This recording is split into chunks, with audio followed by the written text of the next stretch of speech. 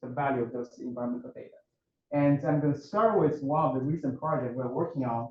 It's really looking at how can we improve the accessibility of the products that NOAA produces, which is called climate data records. So climate data records is a family of products that defined by the National Research Council using satellite, trying to create a time series of measurements of sufficient length, consistency, and continuity to determine the variability of change of the climate systems. And with that, there's existing about 40 data sets that NOAA operationally generates and monitor different parts of the Earth systems that we separated them into 4 different categories for the fundamental CDR, which is those raw observations from satellites that we do the calibration to make sure all those data across different satellite platforms are consistent. So it's the signal is the real climate signal, not because of the change from the satellite itself. But then from those fundamental CDRs, we also get to different categories of the thematic climate data records for atmosphere, for ocean, for terrestrial. For atmosphere, for ocean, and for the land ecosystem. So that, as you can see, that atmosphere has like most, but for the land, we also have 4 products there.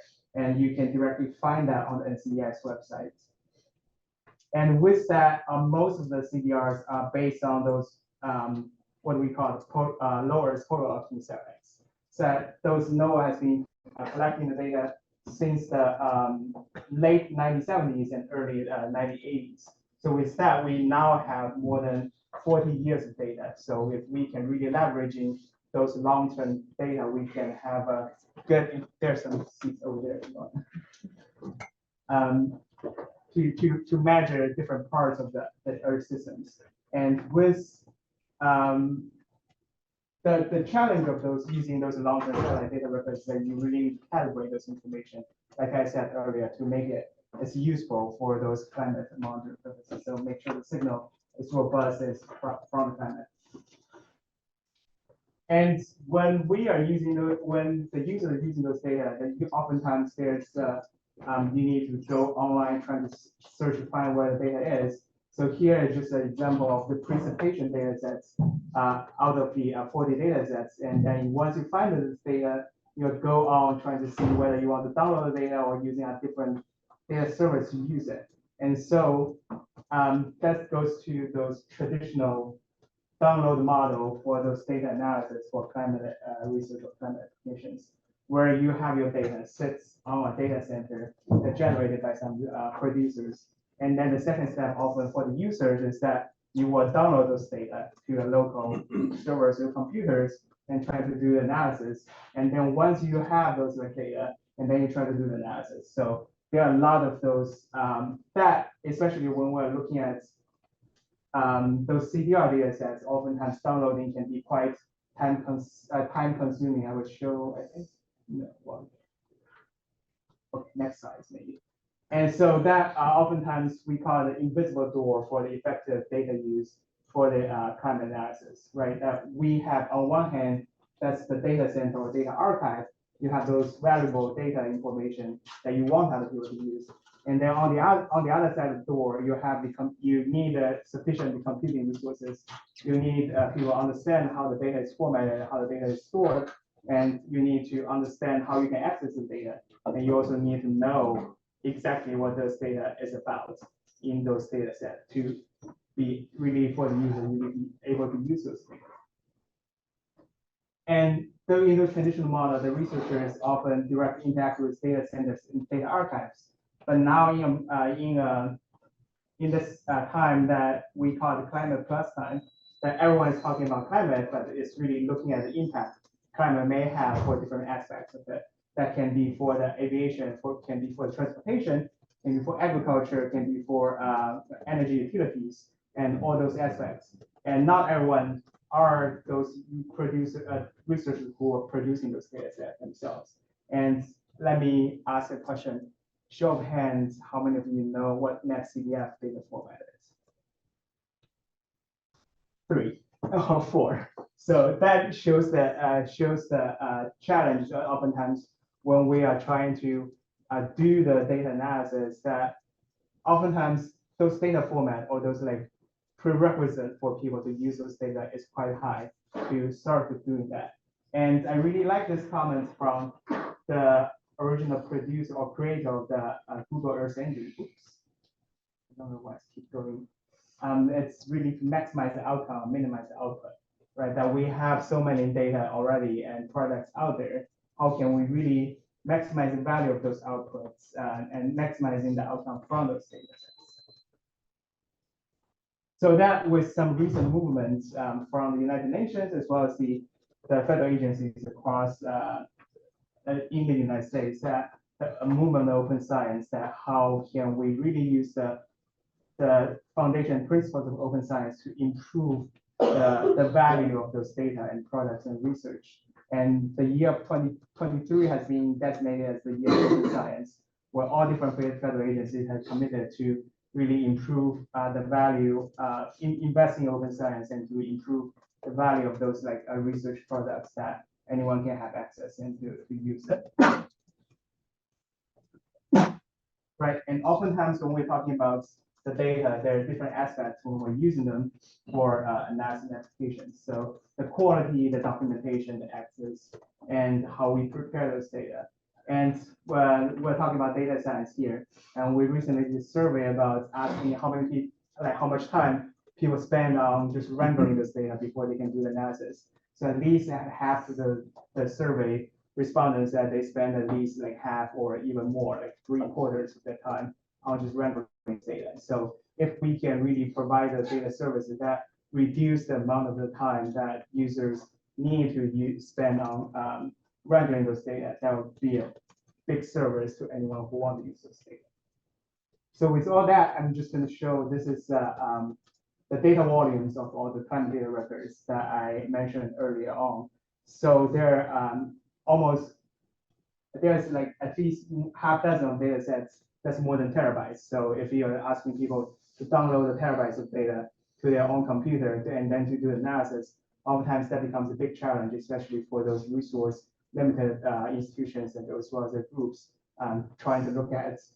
We have been working with environmental justice groups where they don't really have those like resources to store terabytes of data on their own environment and trying to do analysis of that. So can we improve? It can provide those tools directly enable them to do that. And with that, and with the cloud computing, that all those NOAA data have now been moved into the public cloud storage. Right now, anyone can use it without any charge to that. And especially for the climate data records, has been available through both Amazon Web Service, Google Cloud, and as well as Microsoft Azure. Anyone can use that without paying anything. And so that with that, we can really simplify the climate data quests from discovery to access to understand climate information and then to use those data for different type of applications. And right, and also I always make a joke. Even for myself, sometimes I cannot really tell which parts of the data is good or not. And with one of the climate data records, that they often comes with a data quality flag. And this quality flag was developed about 10 years ago, and it's a bit-based quality flag. So you basically need to decipher them into a binary format and to decide whether this specific data is useful for you or not. And the most common question we got from users oftentimes is that, how do we know if this data is good or not? So that is another way that we want to make the data more useful, trying to reduce the burden for people to use those data. And with that, the project we're working on is called the Climate Observatory, where it has 3 components. The first component is to really convert all those data that the historical or the legacy climate data formats, the NetCDF, into the NASA-ready cloud-optimized data format. Because with that, it makes the cloud computing components of that much easier and straightforward. And the second component is what we call the dashboard. So those are customizable information to help the users to visualize those data products to get the answer that they need. And then there's also the studio component, which is notebook-based, those like trainings where it can allow people to directly learn how to use those data if they want to like do more sophisticated index analysis of it. So with the studio, really is basically a computational notebook, like Jupyter notebook and other ways that that provides the baseline contents where the people can learn how they can use those data. So here is an example of the CDR data set, the NDVI, normalized difference vegetation index, which is a greenness, basically describing the greenness of the data set, of the vegetation conditions over the global land area. So this data set is at 5 kilometer resolution that can be used for the vegetation monitoring globally. And with Studio, we have created half dozen notebooks to teach people how to access those data from the clouds. Sorry. It almost feels like we're showing a movie or something. How can we access those data directly from Amazon Web Service? And how can we visualize those data set, as well as providing some basic calculation analytics of those, like calculating climatology and anomalies of vegetation indices, and how can we use that to monitoring those drought events that happened, like for example, in the Amazon in 2012 and 2010, and then also the drought in the Midwest US in 2012. Okay, here is just an example of the dashboard that we created. And with that, we can really selecting what specific variables you want to see, and then what time period where you want to look at it, and also specific choosing a specific region. For example, right now we're looking at the eastern part of the United States, and to look at the climatology of the normalized difference vegetation index. And that's a nice bell curve of the showing the growing patterns of the vegetation in the eastern part of the United States. And then on the bottom here, you can see the anomaly time series going back to the 1981 and monthly scales. And for the selected region, is selected time. And also you can directly go to the website and find out the notebooks and more detailed information about how those vegetation index or the other climate data records can be used for climate monitoring purposes. So here, just a video recording of the dashboard, and I have been asked a couple of times. The dashboard is still in the beta version and haven't been publicly released yet. But once it's we pass beta version of it, this will be made publicly available to anyone who wants to use it. So anyone can take a look at it, and that can directly generate the time series anomalies and create the maps, and also directly export those like into a publication for the maps that people can use for their decision making or the analysis purposes. And with that type of dashboard and data access, you can really do a lot of different things for different analysis. One project as extension of what we did is to really use those observational satellite products to evaluate those Earth system models that has been used for climate projections and climate and IPCC reports. So the CMIP6, which is the coupled model comparison project, that their most recent version, completed recent version, CMIP6, they have about more than 30 modeling groups, more than 50 models in the comparison projects, and trying to study different aspects of the climate systems and to do projections. And specifically, what we are looking at here is that can we use those satellite products and to evaluate the quality or the validity of the simulation over the land surface, right? And one specific variable we're looking at is the leaf area index. Basically, is that how much leaf area you have over a unit ground area. Basically, if you do go out to do your field work that I used to do about 10 years ago, and that is me. That was me like doing field work. I missed those times doing field work. Basically, you will collect those like leaf and then put them over unit on a paper and trying to cover those papers to decide how many leaves areas you have. And it's really hard to measure it correctly. And now people are doing those like measurements using the satellite, not satellite, using those cameras, the fisheye cameras under the canopy. trying to measure those like leaf area as well. And with satellite, we have a leaf area index product. And with that, we can try to see if we can evaluate the validity of the models. And how the models see the plants has been evolving quite dramatically from the very beginning of the Earth land surface model, which what they call as the big leaf vegetation.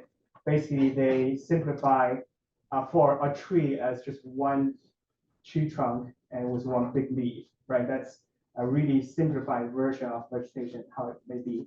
And now it gets more and more sophisticated with those like demographic vegetation like models where you have different basically treat individual trees as and so within a grid that there's those dynamics within just like a demographics of human, there's also demographics of vegetation that you have the seedlings of new vegetation happen, new trees, and then you have the diebacks of those trees. And so that all based on the vegetation function, those like function types and other things. And things are getting more and more comprehensive in the modeling of vegetation, but we still want to know how good those vegetation models are doing when we have vegetation from satellite data.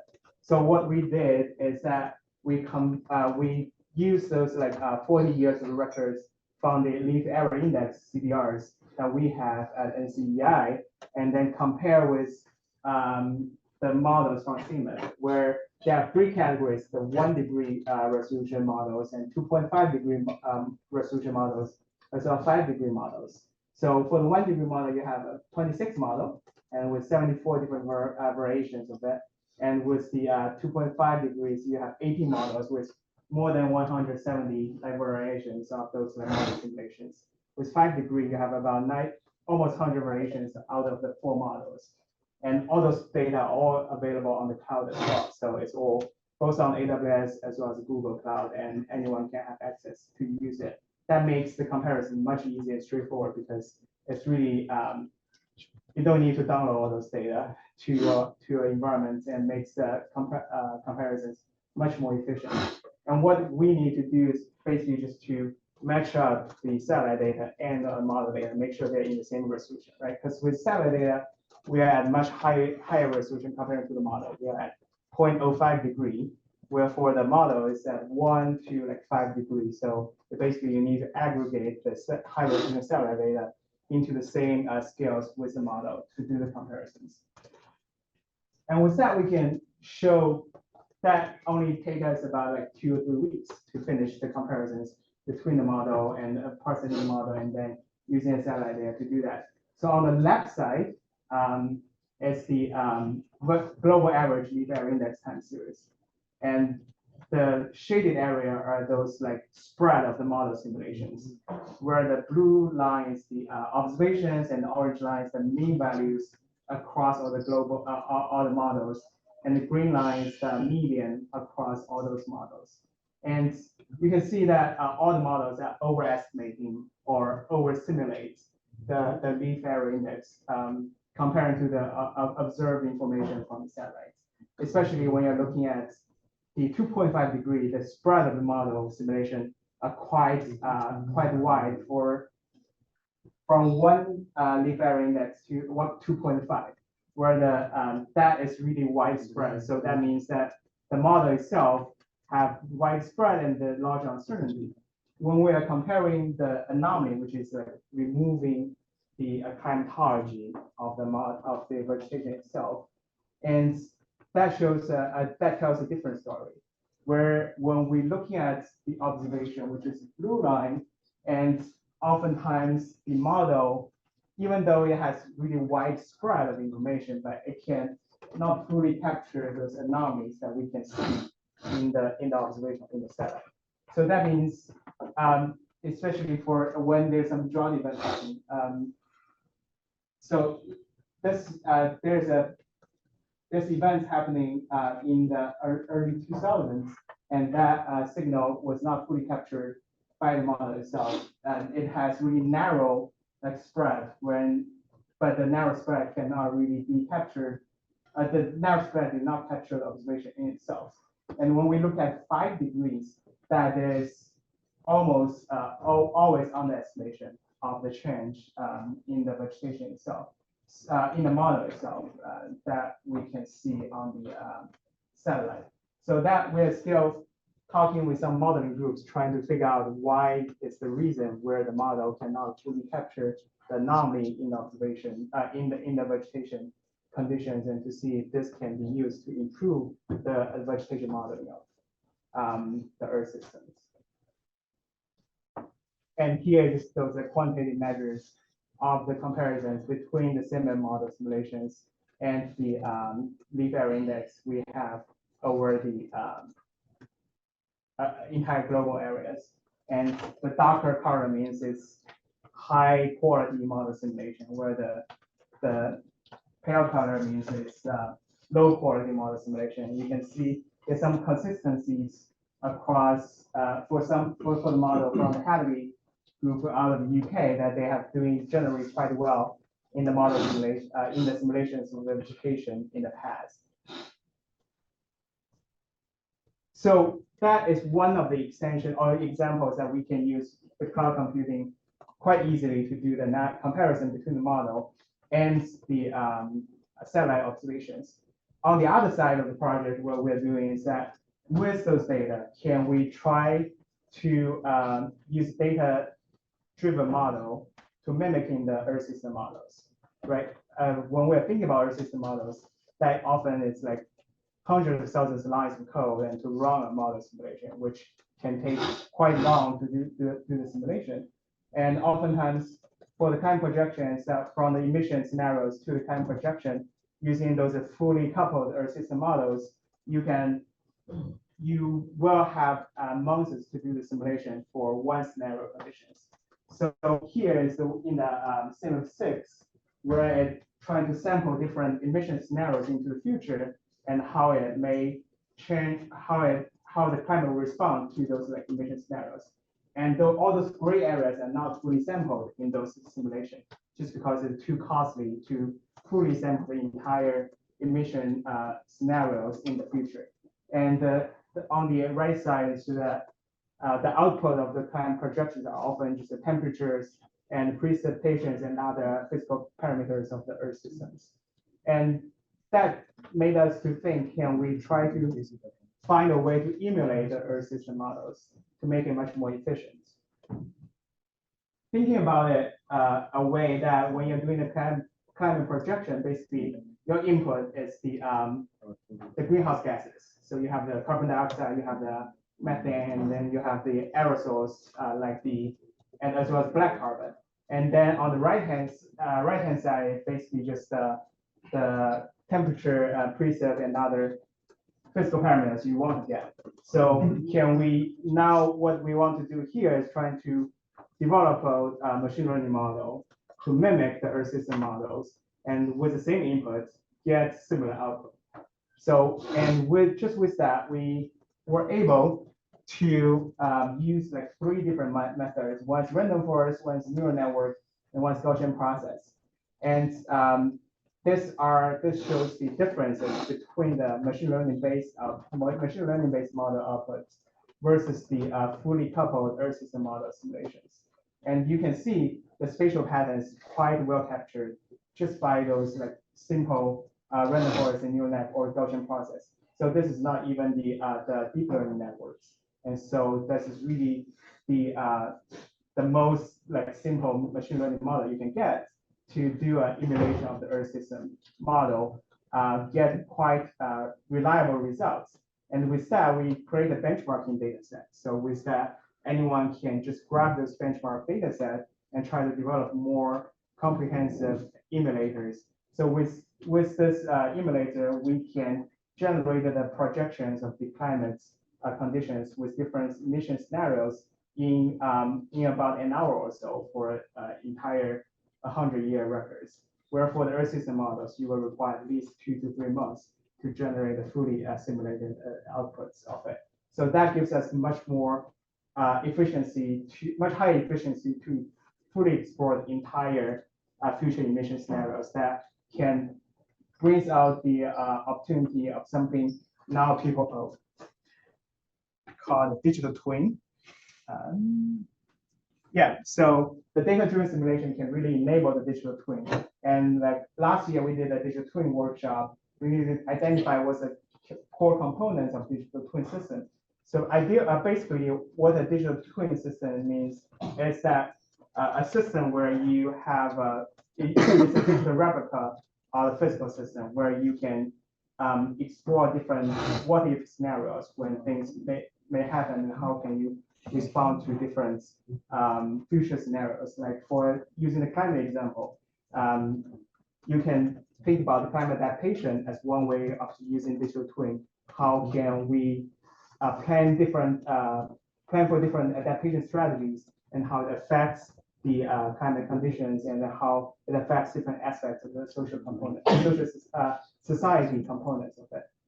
And with that, really, you need a high computational efficiency for doing those exploration of the what-if scenarios. Thinking about if you want to do, especially when you're talking about those emergency responses or those natural disasters, 3-month simulation doesn't really give you any advantage. But if you can only do that in about an hour or so, that really gives you the opportunity to really explore different ways you can respond to those natural disasters, and how you can plan for those natural disasters in that case.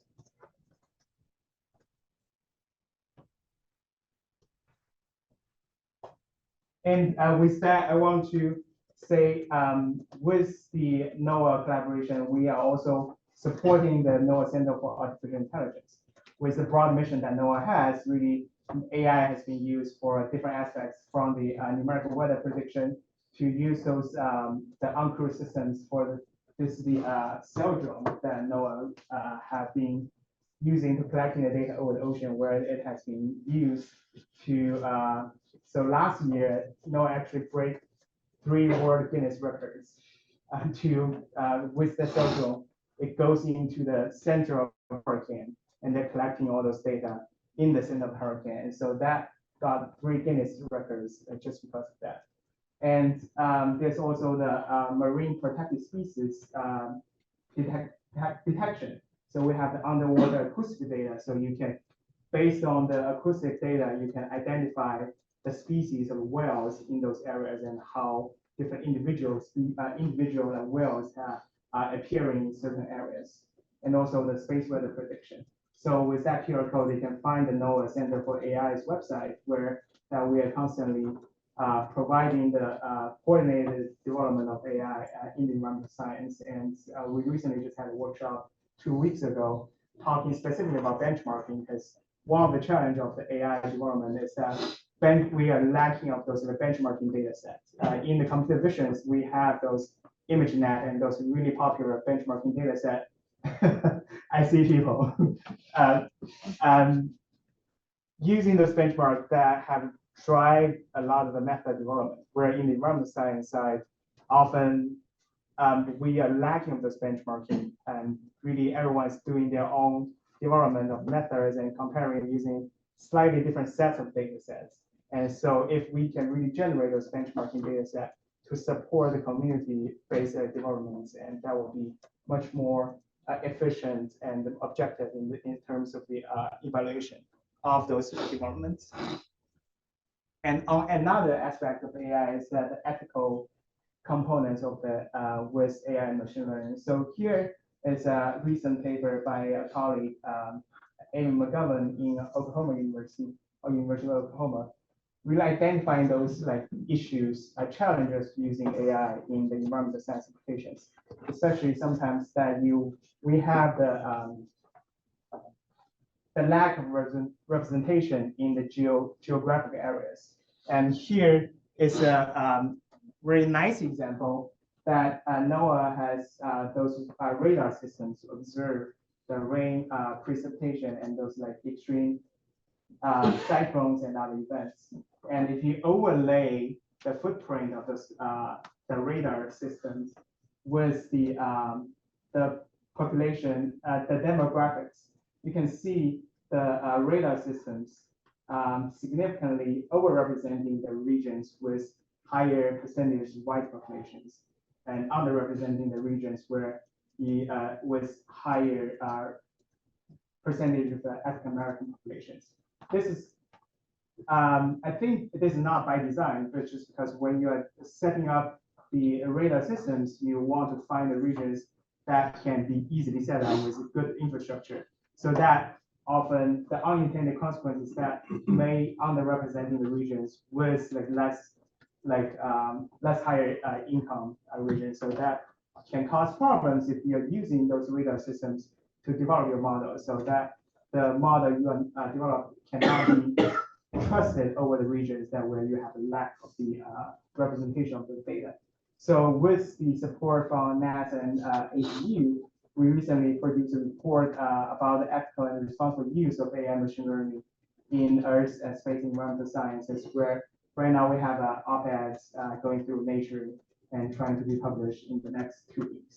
So that outlines the specific principles where we need to focus on when we're trying to develop those AI machine learning applications in the environmental science, especially when there's some high stake conditions like the extreme weather as well as others. So how, and also outline some principles for agencies, institutions, how we can address those issues for that. And with that, I think I have used enough time. Go close out with one of the recent activities we did is the Climate Match Academy that oftentimes the lack of the capacity and resources for people to use and to use the climate data and the tools to do the climate analysis are a challenge, especially at global scale. So we launched the virtual summer school at this year. So we have about 500 people participating in this summer school, and all the materials are made available open source. So anyone can use it, reuse it for their own course and for their own work as well. So if you just go search Climate Match Academy, you can find all those computational notebooks as well as the tools we use for that. So with that, I'm going to stop here and I'm happy to answer any questions.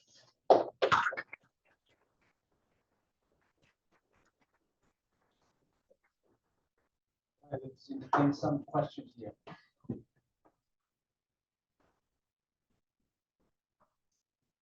I'll start with one. Sure. So you mentioned about the digital twin scenario that you guys built. This what if scenario we created. Can you explain a little bit more what it is on how the audience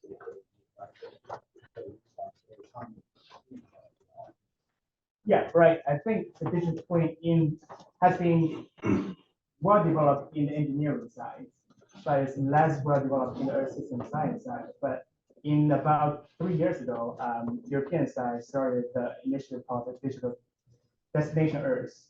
So basically trying to create a fully digital version of the earth systems and how it can be used to preparing for the climate adaptation, mitigation, and also extreme events response.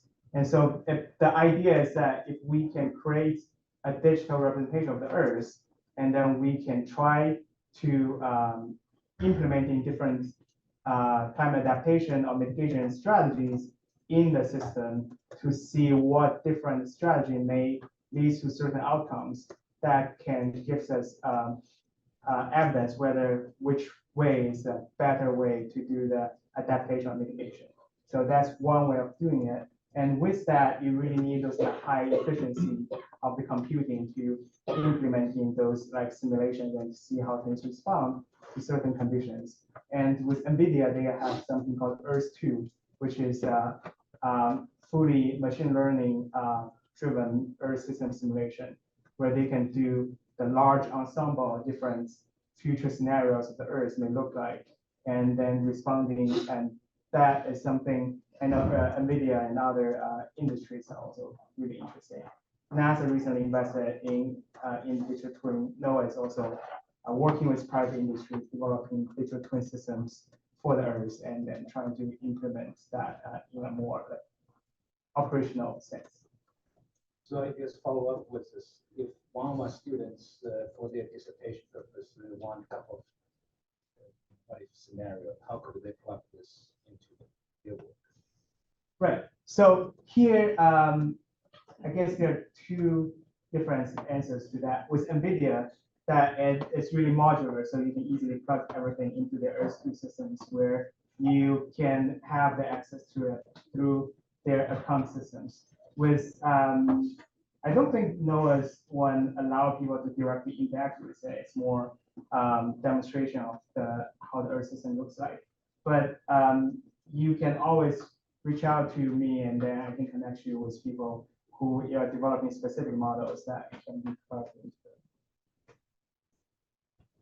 You mentioned that digital twins will help mitigation strategies, right? What's the current way that they use simulations, and how does that in the current mitigation strategy, and how does that differ from the newer digital twins? I think, yeah, the common question we ask when we're talking about digital twins, like, how is that different from the current climate simulation or climate projections? And I think with the digital twins, it's really the integration between the human response to into the system itself. And with the digital twin, people want to also integrate those human society sectors into it, and then like, for example, the buildings and into it. And I think we are having a workshop sponsored by NSF next spring, talking about urban and climate digital twin, like really looking at how the climate systems and urban, the smart city can integrate together in a way that to support mitigation adaptation strategy. We have time for one more question. Yeah. So thank you so much for your presentation. It was a lot of information here. So my question is, how frequent we have data from temperature, for example? Yeah. So there are different types of data. So to answer your question, and the station observation we have, or those in-situ measurements we have every 5 minutes of the measurements, temperature and precipitation. But then for the satellite, then it's like more for the total optic, that's twice a day. And for geostationary, that's also every 5 to 10 minutes.